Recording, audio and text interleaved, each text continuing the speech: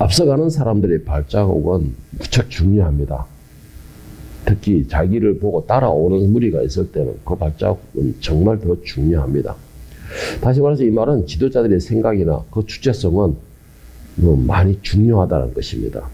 이 생각이나 주체성이 어떻게 되느냐에 따라서 그거를 보고 함께 가는 무리들의 생사가 걸려 있을 정도로 이 지도자들의 생각이나 또 그들의 주체성은 상당히 중요하기도 하고 함께 따라가는 사람들의 영혼들을 죽일 수도 있고 살릴 수도 있을 정도로, 그리고 또한 함께 따라가는 무리들에게 평안과 안식을 줄 수 있느냐 하면은 반대로 매일매일 시련과 고난의 시간을 줄 수 있을 정도로, 또한 그 길이 잘못 길어들어서 또 길을 잃어버릴 수도 있는 그런 걸 결정할 수 있을 정도로 지도자들의 모든 언행이나 모든 생각은 정말 중요합니다. 이 예를 들었다면 지금 한참 아직까지도 지금 3년째 지금 계속 이렇게 하고 있는데, 이 러시아의 푸틴 같은 경우 보십시오. 그 국민들을 눈을 가리고 길을 막고 많은 젊은이들을 전쟁에 내몰아서 총알바지를 만들고 있다고 합니다. 그래서 지금 러시아에서는 이제 그게 다 드러나서 백성들로 하여금 데모가 일어나고 난리가 났답니다. 젊은 청년들은 전부 나라를 버리고 떠나가는 그런 현상이 벌어지고 있고, 많은 가정의 부모들이나 아내들은 남편과 자식을 잃은 것에 대한 우리는 슬픔에 잠겨 있다라고 합니다. 그런데 여기에서 이 북한의 김정은이도 똑같은 제철을 밟고 있다는 것이죠. 많은 젊은이들이 그 전쟁에 나가가지고 총 한번 제대로 싸워보지 못하고 총알바지로 계속 죽어가고 있다고 합니다. 그래서 주체사상이, 공산 주체사상이 가지고 있는 북한에서도 지금 내분이 일어나고 있다라고 말하고 있습니다. 그 정도로 이 리더들의, 지도자들의 이 생각이나 주체성은 정말로 중요합니다. 한 사람의 욕심과 욕망 때문에 너무나 많은 무고한 생명들이 희생이 가고 있는 것이죠. 또 한 가지, 지금 이제 전 세계가 더서더서한 이슈가 하나가 있습니다. 뭐냐면은 지금 미국의 이 대통령이 지금 이 선거가 끝났습니다. 끝났는데 당선이 누가 되면 트럼프가 되었습니다.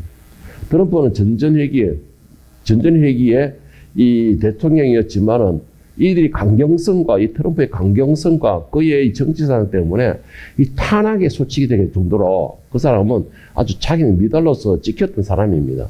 그런데 이번 회기에 다시 한번 재도전을 했던 사람인데, 그런데 지금 얼마 전 투표 전까지만 해도 트럼프가 열세다라고 말을 했습니다. 절대 될 수가 없다라고 말을 했는데 개표를 일어났을 때에 이게 뒤집힌 상황이 벌어진 겁니다. 그래서 트럼프가 당선이 되었습니다. 그런데 이 트럼프가 모든 국민들과 그리고 정치인들에게, 모든 사람들에게 이 탄핵의 소치가 될 정도로 이 지탄을 받던 사람인데 어떻게 갑자기 뒤바뀌는 현상이 벌어졌을까요? 그 이유를 살펴보니까는 뒤에 누가 있었냐니까 크리스찬들이 있었다는 것입니다. 이 트럼프가 물론 우리나라의 이재명이랑 똑같이 선거체가 되니까는 목사님들 보고 이렇게 안수받고 이렇게 했겠죠. 그런데 어쨌든 간에 그 사람도 크리스찬이랍니다. 그리고 그 장남은 우리나라의 교회에 와가지고 한번 이렇게 강의도 할 정도로 이렇게 크리스찬이라고 합니다. 그리고 선거 전에는 많은 목사님들을 모셔놓고 거기다가 데리고 안수까지 받을 정도로 트럼프는 그랬다요. 그런데 마지막에 어떻게 뒤집혔느냐. 미국의 이 크리스찬들이 이 트럼프에게 몰표를 줬답니다. 그 뒤에 배경이 그렇게 있답니다. 크리스찬들이 몰표를 주는 바람에 이 트럼프가 뒤바뀌어서 이 당선이 될 수가 있었는데, 지금 트럼프가 당선이 됨으로 인해서 전 세계적으로 지금 나라들이 들썩들썩하고 있습니다.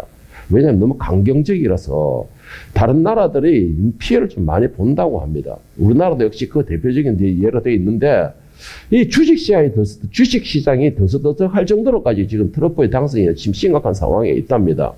그럼에도 어떻게 해서 크리스찬들이 몰표를 줬느냐. 트럼프의 한 가지 사상 때문에 그렇답니다. 그게 뭐냐면 트럼프는 지금 미국의 가장 심각한 상태가 뭔지 캐나다하고 미국하고 이 차별금지법입니다. 그리고 동성애법이에요. 이것을 통과하고 난 뒤에 이 미국과 캐나다가 지금 윤리적이나 모두 도덕성이 지금 개판이 되어 있다. 엉망이 되어 있다고 합니다.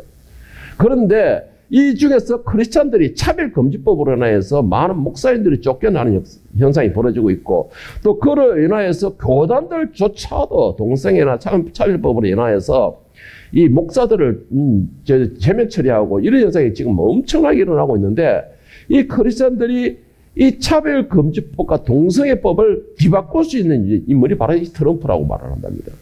트럼프는 자기가 공약을 하기를 내 정치하에서는 동성애와 차별금지법은 있을 수가 없다라고 아니 낙이를 찍어버렸다는 것이죠.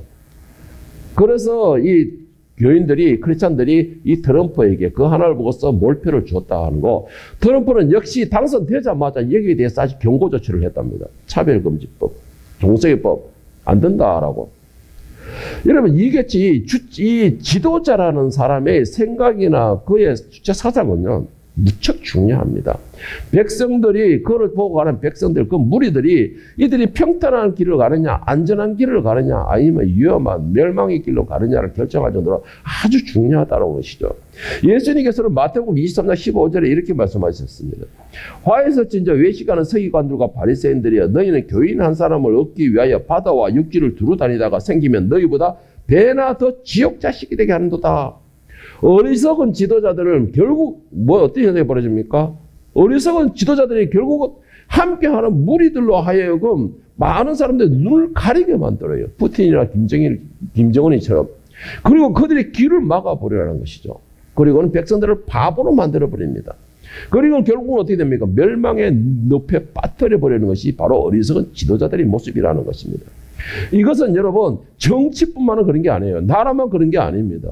특히 종교 지도자들에게는 더욱 심각한 문제를 발생하게 만드는 것인데 이 종교의 특징이 뭡니까? 믿음을 강조합니다. 믿음을 상당히 강조하는 집단이기 때문에 믿음의 조건에는 뭐냐면 의심이라는 게 배제가 되는 것입니다.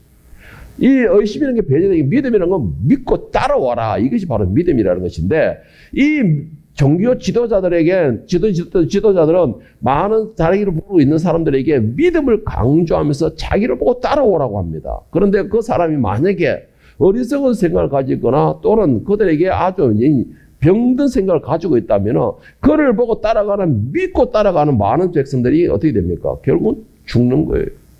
그들의 육신만 멸망을 당하는 것이 아니고 그들의 영혼조차도 멸망을 당하게 된다는 것입니다. 그 정도로 종교 지도자들의 같은 경우는 특히 더 심각해집니다. 부끄럽지만 지금 이 나라의 많은 목사들이 지금 정말 부끄러운 현상이 너무나 많이 벌어지고 있는 게 사실입니다. 그리고 또 한 가지, 그것을 그 안에 있던 교인들도 많은 사람들이 방황하고 교회를 떠나가고 지금 모든 교단들, 대형 교단들, 합동이나 통합이나 모든 교단들이 지금 교인들이 그냥 우수수 소리가 날 정도로 떠나가고 있다고 합니다. 지금 통계적으로. 그러니까 우리나라 전체적인 교인의 숫자가 상당히 많은 숫자가 줄어들었다고 하고 있습니다. 왜 그렇습니까? 현대에 있는 많은 교회 목사들, 종교 지도자들이 이 부패와 심각성 때문인 겁니다. 그들이 세상을 밖을 떠나가지고 내가 세상에서 마음만 예수를 믿으면 되지? 아니요. 말씀의 역사가 없는데요. 어떻게 마음만 예수를 가지고 믿을 수가 있습니까? 말씀의 털이 없으면 주변에서 흔드는 거, 사탄들이 흔드는 것에 대해서 뭔가가 기둥 뿌리가 박혀 있지 않는 것이에요. 그러다 보면 흔들린다는 것입니다. 그들이 이 마음만 예수를 믿으면 되지 아니에요, 여러분. 여러분 혹시 그래서 의생을 생각한다면 그거 절대로 바꿔야 됩니다. 말씀만 있는 게 아니고 마음만 믿으면 되는 것이 아니고 말씀이 틀이 잡혀 있어야 됩니다. 그리고 기도라는 것이 되어야 되는 것이에요. 그것은 어떻게 해야 이 교회라는 무리의 집단이 모여서 함께 뭉쳐서 연합을 이루어서 하나님께 부르짖고 하나님의 말씀을 나누고 같이 교제를 이룰 때 그때 성령의 역사가 그 자리에서 임하게 되는 것입니다. 그래서 여러분들 교회를 떠나는 것이 여러분이 사는 것이 아니고 옳은 목자를, 옳은 지도자를 찾는 것이 여러분들이 사는 방법이라는 것을 저는 말씀을 드리고 싶습니다. 여러분 이렇게 이런 상황은 지금 현대만 있는 것이 아니고 오늘 본문에 나오고 있는 이스라엘 백성들, 바로 에스라 시대 때의 이스라엘 백성들도 같은 현상이 벌어졌었습니다. 지금 오늘 본문에 나오는 배경은 어떠냐면은 바벨론 포로의 70년 과정에서 벗어나서 이제 귀환한 이스라엘 백성들이 있는 상황이 유대 땅이었습니다. 포로에서 돌아온 상태예요. 지금 상태에서 지금 현재는 이제 포로에서 70년이나 포로에서 돌아와서 거기서 후손들이 이 바벨론에서 태어났던 후손들이 돌아온 상태이기 때문에 뭔가 법도 정해지지 않았고 뭐가 체계도 안 정해진 상태에서 한마디로 말하면 좀 무법 상황이라 해도 과언이 아닐 정도의 상황이었습니다. 그런 상황에서 에스라라는 사람은 족보가 아론의 후손입니다. 그 말은 제사장이라는 것이죠. 그리고 또 한 가지 아론의 후손 제사장이면서도 학사의 신분을 가진 사람이 바로 이 에스라였습니다. 자, 그 말은 바로 에스라가 지금 이 이스라엘 백성들을 잘 이끌고 다스리고 그들에게 뭔가 그 기준을 잡아줘야 할 책임이 있는 그런 지도자의 입장에 있었다 이 말인 것입니다. 자, 그런데 이 지금 이 바벨론 포로에서 돌아왔던 이스라엘 백성들이 모범 상황에서 말 그대로 사사기 시대와 똑같았습니다. 사사기에는 왕이 없으므로 자신들이 옳은 대로 행하였더라라는 말과 같이 지금 이 이스라엘 상황이 그런 상황이었습니다. 자, 지금 이런 그 무법 상황, 자신들이 옳은 대로 행하였더라 이런 상황이 결국 어떤 현상이 벌어지게 했느냐. 오늘 보면서 에스라 9장 1절 2절에 보면은 이 일 후에 방백들이 내게로 나와 이르되 이스라엘 백성과 제사장들과 레위 사람들이 이 땅 백성들에게 떠나지 아니하고 가나안 사람들과 헷 사람들과 브리스 사람들과 여부스 사람들과 암몬 사람들과 아모리 사람들의 가정한 일을 행하여 그들이 딸을 맞이하여 아내와 며느리를 삼고 거룩한 자손이 그 지방 사람들과 서로 섞이게 하는데 방백들과 고관들이 이 죄에 더욱 어뜸이 되었더라 하는지라. 자, 이 일 후에 방백들이 내게 나와서 이 말이라는 것이 어수선한 상태에 돌아온 상태에서 지금 백성들이 어떤 현상이 벌어지느냐. 그게 일반 백성들이 그렇다면 어리석어서 그렇다라고 말을 할 수가 있는데 1절 말씀에 보면 이스라엘 백성과 제사장들과 레위 사람들이라고 말을 하고 있습니다. 그리고 또 한 가지 이 땅 백성들에게서 떠나지 아니하고 이 말은 이 땅 백성들이라는 것은 유대 사람들하고 말하는 게 아니에요. 이 땅 백성들이라는 건 가나안 원주민들과 말하고 있습니다. 그 전에 이들이 정복하기 전에 남겨두었던 그 원주민들이 아직까지도 살아가 있는 것인데 생활하고 있는 것인데 바로 이들을 보고 말하고 있는 것입니다. 그런데 그들을 보고 뭘 했다는 것이냐? 지금 현재 이 가나안 원주민들의 그들과 이 혼인을 이루었다는 것이죠. 이거는 하나님께서 율법으로 금지시켰었던 명령입니다. 혼인을 이루고 결혼을 했다라는 것인데 이 유대의 딸들을 가나안 사람들에게 아들들에게 결혼시키고 가나안의 아들들을 또 유대인 딸들이 유대 아들들이 가나안 여자들을 데려오고 이런 식으로 혼인이 이루어졌다 그러는데 지금 문제는 이렇게 결혼을 막 섞어서 하는 이것보다 더 심각한 문제가 있었는데 그 문제가 뭐냐면은 바로 이들이 혼인을 하면서 그들이 가지고 오는 가증스러운 삶을 그대로 행하게 됐다 이 말이에요. 지금 이스라엘 백성들이 가증스러운 삶을 행하겠다는 것은 문란한 이 생활이고 그리고 또한 우상들이고 하나님을 버리는 행위이고 쉽게 말해 한마디로 말을 하면은 바벨론으로 포로로 끌려가기 전에 자기 조상들이 죄악을 범하였던 그 죄를 그대로 다시 행한다 이 말이에요. 그 말은 무슨 말입니까? 그 말은 조상들이 죄를 범함으로써 하나님의 진노로도 바벨론의 포로로 갔는데 그 행을 그대로 행한다면 결국은 뭐예요? 또 그 일이 반복이 되어진다 이 말인 것입니다. 그래서 에스라는 지금 그것으로 인하여서 슬퍼하고 괴로워하고 탄식하는 과정에 있습니다. 지금.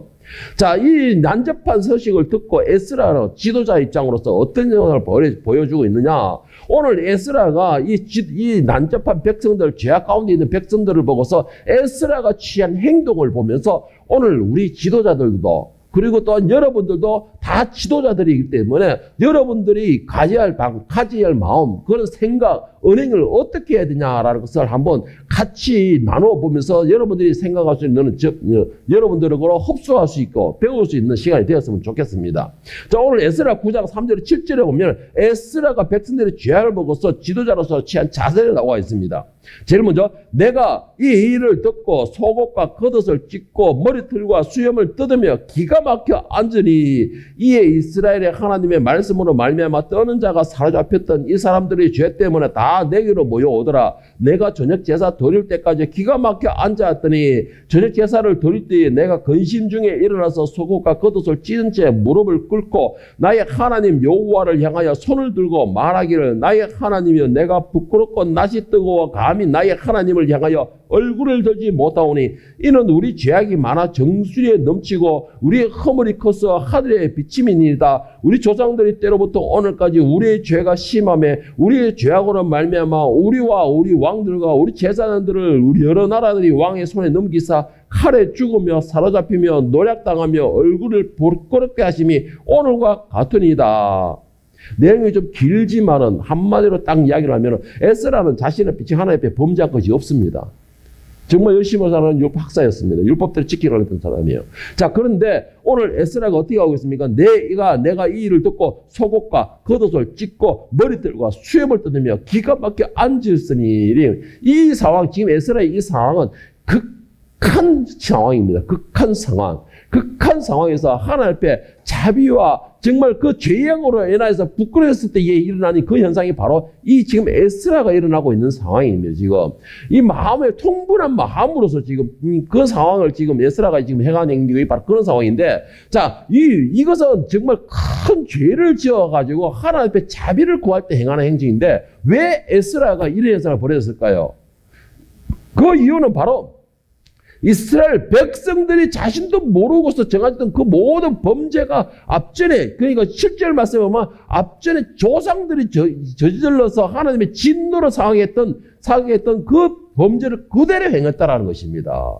그것은 하나님을 버리고 말씀을 버리고 율법도 지키지 않는 그 무법의 그 상황, 죄악의 그 상황으로 돌아갔다 이 말이에요. 그래서 지금 에스라는 백성들이 죄를 보고서 지금 자신이 지금 하나님 앞에 통분하는 회개의 자리에 앉는 겁니다. 자신이. 이 백성들로 하여금 막 너희가 이 하나님 앞에 바로 서 있는 하나님 앞에 무릎 꿇어라, 하나님 앞에 자비를 구하라 이렇게 강요한 것이 아니고 자신이 먼저 옷을 찢고 속옷을 찢고 머리털을 뜯으면서 정말 참여하는 심령으로 하나님 앞에 엎드렸다 이 말이에요. 에스라는 자신이 이제 바벨 포로 생활을 했던 사람입니다. 누구보다 이 포로의 서름을 잘 알고 있었던 사람입니다. 그리고 또 한 가지가 뭐냐면 이 에스라는 왜 우리가 그 막강한 다윗의 영화로운 그 나라에서 이렇게 서러움 당하는 포로의 생활을 오게 됐냐는 그 원인도 누구보다 잘 알고 있었던 사람이 바로 이 에스라였습니다. 왜? 학사였고 제사장이었기 때문에 백성들의 상태를 누구보다 잘 알고 있었던 사람이었기 때문에 그런 상황에서 지금 이들이 다시 그 녀석에 돌아가니까는 그런 두려운 것이죠. 지도자로서 두려운 것입니다. 그러니까는 그가 하나님 앞에 먼저 자복하는 것입니다. 먼저. 여러분, 지도자라는 사람은 자신을 보고 다른 사람들에게 자신의 삶이나 언어를 보고서 따라올 수 있게끔 모범이 되어줘야 됩니다. 모범이 되어줘야 돼요. 다시 말해서 다른 사람들이 그 사람들 보고서 내가 보고 따라가는 사람을 향해서 이 신뢰와 믿음이 있어야 된다는 것이, 믿음을 줄 수 있어야 된다는 것이죠. 그렇지 않으면은 언제 그 사람에 대해서 반역을 일으킬지도 모르는 상황이고, 그리고 또 한 가지 그 사람을 따라가지도 않는다라는 것입니다. 자, 그렇기 때문에 가장 중요한 거, 이 지도자라는 입장은 바로 믿음과 신뢰를 줄 수 있어야 됩니다. 자, 에스라를 보면서 그러면 지도자로서 기본 자세가 무엇일까? 우리 이것을 한번 나눠보겠는데, 자, 첫째로는 지도자라면요, 긍정적인 소리를 낼 수 있어야 됩니다. 긍정적인 언어를 내야 된다는 것이죠. 여러분, 이 영화나 드라마나 보면은 이런 경우가 많이 있습니다. 난세 같은 경우, 정말 우리나라의 임진왜란 같은 경우, 이순신 장군이나 이런 이 난세에는 영웅이 태어난다라고 말을 하고 있는데 왜 이들이 영웅이 될 수 있을까요? 물론 열악한 상황에서 적들을 대적해서 상대해서 두려움 없이 싸우게 되는 것입니다. 그런데 여러분 중요한 것이 뭐냐면은 이 난세의 싸움에서 승리할 것이 장수 혼자만이 가능한 일일까요? 아니에요. 그를 믿고 따르는 많은 군사들이 함께 싸워줬기 때문에 그런 것입니다. 자, 그러면은 군사들도 사람인데 상대를 보면 두려움과 떨림과 도망가고 싶은 생각이 생깁니다. 그런데 이 난세의 영웅들이 어떻게 하느냐? 그들이 잘나고 능력이 있어서 그 싸움을 전쟁을 일으킨 게 아니고 이들은 자기를 믿고 바라보고 있는 군사들에게 용기를 주는 언어를 합니다. 쉽게 말해서 두려움에 떨고 있고 그들이 어떻게 해서 도망치고 싶은 마음을 가지고 있고 싸울 용기도 없는 그들에게 싸울 명목을 만들어줍니다. 그리고 그들에게 용기를 낼 수 있는 심리적인 용기를 줄 수 있는 그런 언어를 해준다는 것이죠. 제가 그런 말을 이순신이나 많은 사람들이 이 이야기를 탁 들어보면 마지막에 적들 앞에 두고서 군사들을 향하여 말하는 그 언어를 볼 때는 머리 알고 있는 나지만은 그래도 그 말을 들을 때는 뭔가 감동이 일어납니다. 막 감동이 일어나고 그래 싸워야지 누구를 위해서 싸울 수 있는 명목을 만들어주는 겁니다. 그리고 왜 내가 두려우면서도 여기서 용기를 내서 내가 싸워야 되냐, 목숨을 걸고 싸워야 되느냐라는 거기에 대한 분명 명목을 만들어 줍니다. 여러분, 지도자의 긍정적인 언어, 이 언어는 내가 아무리 무능력한 사람이라도 능력자로 만들어 줍니다. 지도자의 긍정적인 언어는 내가 아무리 겁쟁이라 할지라도 내가 나설 수 있는 힘을 줍니다. 용기를 주게 되어 있습니다. 그래서 이 지도자들의 언어는 정말 중요합니다. 이 지도자들이 어떤 언어를 들려주느냐에 따라서 따라오는 사람들이 그 사람을 믿을 수 있고 바라보게 할 수 있는 방법이 되는가 하면 어떤 언어를 들려주느냐에 대해서 손가락질하게 만들 수 있는 것이 바로 이 지도자의 언어입니다. 그래서 가능하면은 비록 상황이 좋지 않더라도 보이는 꼴보기 싫지라도 여러분 그들에게 언어로 용기를 주십시오. 긍정적인 언어로 너 할 수 있어. 너도 다른 사람보다 세워질 수 있어. 너는 뭐든 잘할 수 있어. 지혜롭고 똑똑하고 능력 있어. 너는 누구보다 용기 있는 사람이야라고 긍정적인 언어를 한번 심어 주십시오. 그러면 듣는 사람들이 자신이 그런 능력이 되지 않을지라도 그 언어에 자기 자신도 심적인 변화를 일으킵니다. 그리고 그 들리는 소리가 자기 마음을 움직이게 만든다라는 것이죠. 신명기 31장에 보면 가나안 입구에서 이제 모세가 이스라엘 백성들과 이별을 설교를 하게 됩니다. 이 모세의 이별을 앞두고 있는 그 상황에서 이 이스라엘 백성들과 지금까지 모세를 바라봤던 모든 이 여호수아 백성들은 두려움과 염려와 근심에 쌓이게 됩니다. 자, 그런데 여기에서 모세가 마지막으로 두려움에 쌓이는 백성들과 이 여호수아를 향하여서 그들에게 용기를 주는 말을 합니다. 그리고 희망을 주는 말을 합니다. 그들이 또 들어가야 할 목적이 분명히 있음을 또 말을 합니다. 자, 6절부터 보면은 너희는 강하고 담대하라. 두려워하지 말라. 그들 앞에서 떨지 말라. 이는 너의 하나님 여호와 그가 너와 함께 가시며 결코 너를 떠나지 아니하시며 버리지 아니하실 것임이라 하고 모세가 여호수아를 불러 온 이스라엘의 목전에서 그에게 이르되 너는 강하고 담대하라. 너는 이 백성을 거느리고 여호와께서 그들의 조상에게 주리라 맹세하신 땅에 들어가서 그들에게 그 땅을 차지하게 하라. 자, 6절부터 7절까지 보니까 이 모세가 이스라엘 백성들과 여호수아에게 한 말 중에서 하나가 뭐냐, 공통적인 말이 있습니다. 이스라엘 백성들에게도 한 공통적인 말이고 여호수아에게도 한 말이 있는데 뭐냐? 너희는 말씀을 붙들고 쫓아가라. 누구를? 하나님을.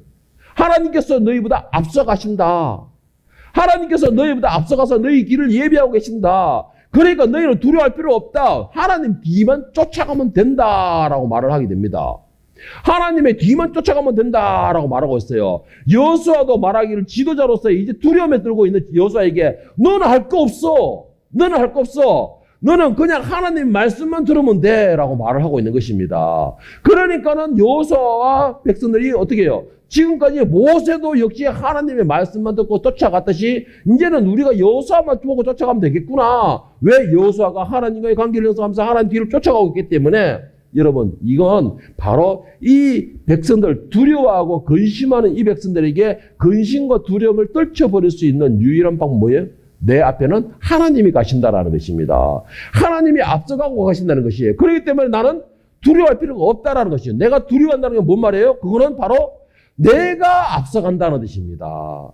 내가 주동이 된다는 것이에요. 두려워한다는 그거예요. 내가 싸운다는 것입니다. 내가 전쟁의 주동자가 된다는 것이에요. 그러면 두려울 수밖에 없죠. 그러나 모세의 말은 뭐냐? 하나님께서 너희보다 앞서가신다. 여기까지 하나님께서 먼저 앞서와서 여기까지 인도해 주셨듯이 가나안 땅에 들어갈 때도 하나님이 먼저 앞서가신다. 그러니까 너희는 두려워할 필요 없다. 이 말에 여호수아가 용기를 얻게 되는 것입니다. 내가 무엇이건데? 나는 아무것도 아닌데. 여러분, 두 번째 배울 게 뭐냐? 겸손한 자세로 말보다 행함을 먼저 보여야 됩니다. 지도자라는 건 정말 중요합니다. 명령하는 것이 지도자가 아니에요. 섬김을 받는 것이 지도자가 아닙니다. 지도자라는 것은 먼저 자기가 겸손한 자세에서 행함을 보여줘야 되는 것입니다. 예수님께서는 친히 허리에 속을 차시고 제자들의 발을 씻겨주시는 행함을 보여주셨습니다. 그와 같이 예수님께서 말씀하시기 너희도 가서 이와 같이 발을 씻겨주라라는 것입니다. 오늘 에스라 10장 1절에 보면 에스라가 백성들의 죄악을 보면서 어떻게 했습니까? 에스라가 하나님의 성전 앞에 엎드려 울며 기도하여 죄를 자복할 때에 에스라가 자기가 회개를 했다는 것입니다. 백성들의 죄를 자기가 먼저 하나님 앞에 회개하고 자복하는 모습을 보여줬다라는 것이에요. 자복할 때에 그의 때에 어떻게 일어났습니까? 바로 백성들이 크게 통곡하며 이스라엘 중에서 백성의 남녀 어린아이들이 큰 무리가 그 앞에 모인지라. 먼저 지도자가 이 문제가 얼마나 심각한 것인가 그러면서 하나님 앞에 자복하는 모습을 먼저 보여줄 때에 자신이 먼저 백성들의 죄를 짊어지고서 엎드렸을 때에 백성들이 그 모습을 보고 깨달음을 얻게 되는 것입니다. 백성의 잘못을 너의 잘못이다라고 지적하고 탓하고 너는 왜 그거밖에 못해? 너는 왜 그렇게 어리석은 거야? 왜 모자라는 거야? 왜 범죄한 거야? 너희가 이거 한 것이 어떤 문제를 일으키는지 아느냐라고 탓하고 지적하기보다는 자신이 그 죄를 보고서 엎드렸다라는 것입니다. 그리고는 하나님 앞에 먼저 겸허한 자세로서 자신이 마치 죄를 지은 죄인처럼, 왜? 지도자이기 때문에. 자신이 말 한마디에 백성들이 움직여져야 되기 때문에 자신이 마치 죄를 지은 죄인처럼 자복하고 엎드려 하나님 앞에 자비를 구하고 긍휼을 구했다. 지금 에스라가 먼저 한 건 그것이었습니다. 백성들에게 보여준 것은 그것이었어요. 에스라가 엎드리고 시험을 듣고 온 옷을 찢어버리고 제 앞에 엎드려서 하나님 앞에 자복하는 모습을 봤던 그 백성들은 어떻게 돼요? 아, 내가 뭔가 잘못했구나. 아, 내가 뭔가 크게 잘못했구나. 우리 조상들의 그 잘못을 내가 다시 반복했구나라는 걸 깨닫게 될 것이죠. 그리고는 그 백성들, 그 지도자인 에스라 앞에 나와서 자신들이 죄를 또 고백하게 된 것이죠. 그리고는 하나님 앞에 엎드려 회개하는 것이 일어나는 것입니다. 자, 3절 4절 말씀 보세요. 곧 내 주 교훈을 따르며 우리 하나님의 명령을 떨며 준행하는 자의 가르침을 따라 이 모든 아내와 그들의 소생을 다 내보내기로 우리 하나님과 언약을 세우고 율법대로 행할 것이라. 이는 당신이 주장할 일이니 일어나소서. 우리가 도우리니 힘써 행하소서. 에스라가 먼저 엎드리고 하나님 앞에 자복하고 있어 하나님의 자비와 긍휼을 구하니까 백성들이 깨닫고 돌아와서 자신들의 죄를 이제는 돌이키겠다는 거죠. 회복, 다시 원상대로 다시 돌리겠다는 것입니다. 그래서 이방 여인들을 다 내보내고 그와 함께 그의 자식들도 다 보내고 이제는 우리가 말씀 아래 율법 아래 당신의 바람을 당신의 말씀대로 따라 하나님 옆에 바로 세워지겠습니다. 돌아가겠습니다. 라고 깨닫고 회개하고 돌아오게 되는 것입니다. 이게 뭐예요? 어떻게 되는 거예요? 내가 말만 해가지고 너는 죄인이야, 잘못된 거예요, 왜 그따위 식으로밖에 안 했어? 라고 하면은 백성들도 사람이죠. 감정이 있죠. 성격이 있죠. 특히 유대인들 얼마나 한 숟갈 합니까? 고집 있고 누가 따라가겠습니까? 그런데 에스라는 왜 그 짓이야? 라고 하기 전에 그 소리를 듣고 자신이 먼저 회개할 줄 알고서 자신이 먼저 하나님 앞에 잘못을 저지르고 율법을 범하였을 때는 어떻게 했나라는 것을 보여줄 때에 백성들이 그 모습을 보고서 따라간 것입니다. 따라간 것이에요. 아, 우리가 죄를 지었을 때는 이렇게 해야 되는 거구나라는 것을 보고 따라간 것입니다. 그러니까는 백성들이 하나님 앞에 다시 돌아갈 수 있는, 이제는 우리가 당신이 정말 우리의 참된 지도자이기에 우리가 그 모습을 보고 따라가겠습니다. 이제는 당신이 지도자 아닙니까? 우리에게 이끌어 주세요.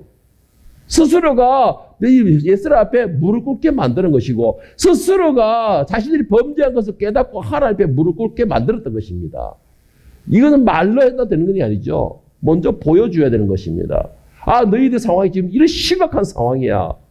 아, 네 상황이 지금 이렇게까지 지금 문제 있는 상황이야. 라고 보여준 것입니다. 자, 세 번째 마지막으로 뭐냐? 백성을 위해서 희생하는 모습을 보여줘야 됩니다. 여러분, 이거 정말 중요합니다. 중요한 것이에요. 여러분, 지도자라는 것은 위에서 군림하라고 있는 것이 지도자가 아닙니다. 지도자라는 사람은 모든 사람들보다 먼저 앞서가는 거예요. 인도자라는 것이기 때문에. 먼저 앞서가는데 그냥 나만 조리조리 피해가라는 게 아니에요. 내가 앞서가면서 따라오는 사람들의 길에 방해가 되지 않게끔 평탄하게 길을 닦아주는 것이 바로 앞서가는 인도자의 역할인 것입니다. 정글에 가보세요. 맨 앞에 있는 사람이 뭐예요? 그다란 그 무슨 칼인지 하여튼 칼을 들고서 이 정글에 줄기 같은 걸 막 칼로 칩니다. 자기만 편하게 해서 자기는 이렇게 피해가면 되죠. 그런데 자기 뒤에 따라오는 사람들이 길을 만들어 주는 것입니다. 이게 바로 앞에 가는 인도자의 지도자의 모습이라는 것이죠. 마가복음 10장 43절 45절은 예수님께서 이 지도자라는 것이 무엇이냐라는 것을 예를 들어 자신에 대해서 이야기하시면서 말씀하신 것이 있는데, 예수님께서는 만왕의 왕으로 오셨으면서도 자신은 섬기를 받으러 오는 게 아니라 말씀하십니다. 자, 그러면서 다시는 군림하거나 내가 섬김을 받기 위함이 아니요 나는 오히려 섬기러 왔다라고 말씀하십니다. 섬기되 어디까지 섬기러 왔느냐? 내 목숨을 너희들의 죄의 대가로 지불할 정도로 나는 섬김으로 왔다. 이렇게 말씀을 하고 계십니다. 자, 진짜 제 지도자, 진짜 인도자의 사명은 내가 나를 보고 따르는 사람들을 위해서 내 목숨도 희생할 수 있을 정도의 희생정신을 가져야 되는 겁니다. 자, 오늘 본문의 에스라는 어떻게 했냐? 자신은 백성들의 죄를 가지고 자신이 엎드렸습니다. 자신의 옷을 찢어버렸습니다. 자신이 먼저 하나님 앞에 자비를 구했습니다. 자, 이게 지도자인데 그 자비를, 그 죄에 대한 대가는 뭐예요? 죽음입니다. 사망이에요. 특히 율법에서는.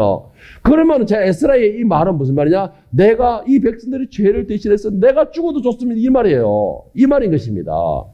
지도자라는 것은 자신을 보는 사람들, 자기 무리들을 위해서 뭐 희생할 수 있는 마음을 가져야 되는데, 요한복음 10장 11절에 보면 진정한 지도자 예수님께서는 어떤 모습을 보이셨느냐? 나는 선한 목자라. 선한 목자는 양들을 위하여 목숨을 버리거니와. 15절에 아버지께서 나를 아시고 내가 아버지를 아는 것 같이 나는 양들을 위하여 목숨을 버리노라. 이게 지도자입니다, 여러분. 이게 인도자예요. 여러분들은 선생님들입니다. 선생님들이라면 여러분들의 맡겨진 아이들을 위하여서 목숨을 바칠 수도 있어야 된다는 것이죠. 아이들이 위험에 빠졌을 때는 그 아이를 건지기 위해서 나를 던질 수도 있는 위치가 되는 것이 바로 여러분의 위치인 것입니다. 그게 진정한 선생님들이고 진정한 스승이고 진정한 지도자라는 것이죠. 그런데 오늘날에 많은 지도자들이 어떤 상황이 있습니까? 나만 피해가는 것입니다. 나만 피해가는 것이고, 나만 살면 되는 것이고, 나만 먹으면 되는 것이고, 맨 앞에 가가지고 가면서 있는 맛있는 것은 내 혼자 다 따먹고 가요. 뒤에 있는 사람들 쫄쫄 구면서 처제가 따라오게 만드는 것이고, 오늘날에 많은 지도자들이 이런 모습이 되고 있습니다. 그러니까는 따라가는 많은 무리들이 이제는 굶주리고 지치니까는 나가 떨어지는 거예요. 뒤떨어지는 것입니다. 뒤떨어지면은 그 뒤떨어진 사람들은 어떻게 되는 겁니까? 결국은 덜짐승들이 먹이밖에 되지 않는 것입니다. 그게 다른 굶주린 덜짐승들이 먹이밖에 되지 않는 것이에요. 지도자라는 것은 그것이 아니죠. 나를 희생해서 여기 가면서 자 여기 맛있는 게 있어 이거 따먹고 와. 자 가면서 내가 이 맛있는 걸 구해놨으니 요거는 자 먹을 수 있는 거니까 요거 먹고 와. 먹으면서 따라와. 자신은 비록 굶주리더라도 그 따라오는 사람들을 살려줘야 될 입장, 의무가 있는 게 바로 지도자의 입장인 것입니다. 오늘 에스라 9장 5절 6절 본문 말씀을 다시 한번 보겠습니다. 저녁 제사를 드릴 때에 내가 근심 중에 일어나서 속옷과 겉옷을 찢은 채 무릎을 꿇고 나의 하나님 여호와를 향하여 손을 들고 말하기를 나의 하나님이여 내가 부끄럽고 낯이 뜨거워서 감히 나의 하나님을 향하여 얼굴을 들지 못하오니 이는 우리 죄악이 많아 정수리 넘치고 우리 허물이 커서 하늘에 미침이나이다. 여기 에스라가 말한 그 회개 기도에서 하나님 이 죄악으로 저 백성들이 죄를 지었고 저 백성들이 하나님을 버렸고 저 백성들이 다시 물러나는 생활에서 이런 말이 아니잖아요. 내가 낯이 뜨겁고 내가 부끄럽고 내가 죄인이 됐고 우리의 허물이 나예요. 전부 다 나입니다. 내가 잘못했습니다. 이 말이에요. 지도자인 내가 잘못했습니다. 가르쳐야 될 내가 잘못 가르쳤습니다. 이 말인 것입니다. 나의 죄입니다. 이 말이에요. 여러분 에스라의 지금 이 기도 어디서 많이 낯익은 기도된 내용이 아닙니까? 많이 낯익은 기도 아니에요? 출애굽기 32장 31절 32절을 보면 백성을 위한 모세의 간절한 기도가 나옵니다. 모세가 여호와께 다시 나와 여짜오되 슬프도소이다. 이 백성이 자기들을 위하여 금신을 만들어 싸우니 큰 죄를 범하였나이다. 그러나 이제 그들이 죄를 사하시옵소서. 그렇지 아니하시면 원하건대 주께서 기록하신 책에서 내 이름을 지워버려 주옵소서. 이게 무슨 말이냐? 모세가 하나님과 같이 만남을 기는 40일 동안 있으니까 백성들이 밑에서 금신을 만들어서 이게 하나님이다 하는 겁니다. 그리고 하나님을 버리는 것이죠. 그것을 봤던 모세가 그 백성들을 위하여서 한 아주 과감한 행동이 하나 있습니다. 감히 하나님께서 주신 그 율법을 깨트려버린 것입니다. 왜 그랬을까요? 이거는 모세의 생명을 걸고 하는 행동이에요. 뭐냐? 이 율법, 하나님께서 지금 방금 주신 이 율법을 백성들, 저 상황에 있는 백성들을 적용하자니까 백성들 모두 다 죽어버려야 돼요. 다 멸망이 된 상황이 됩니다. 그러니까는 백성들을 살리기 위해서는 어떻게 됩니까? 아직까지 내가 율법을 받지 않았다라는 것이죠.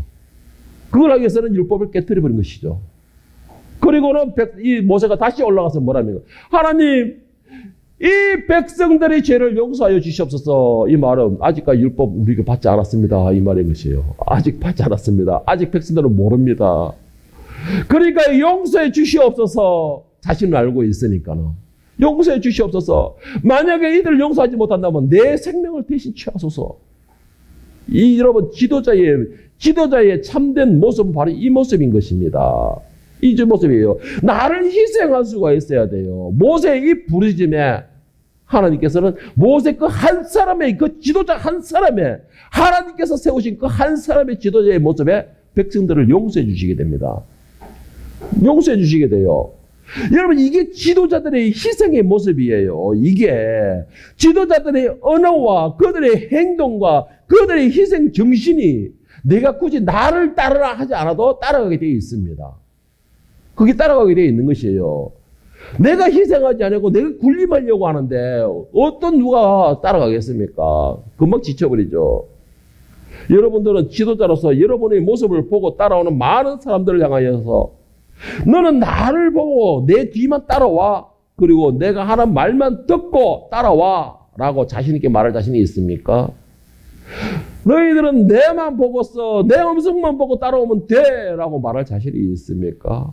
우리는 최소한 나를 보고 있는 사람들에게 긍정적인 모습을 보여줄 수 있어야 되고 또 긍정적인 소리가 들려질 수 있게 해야 되고 또한 나의 모습에서 그들이 정말 나의 참된 지도자가 내가 따라갈 수 있는 사람이야 라는 그런 모범된 희생적인 모습을 보여줄 수 있어야 될 것입니다.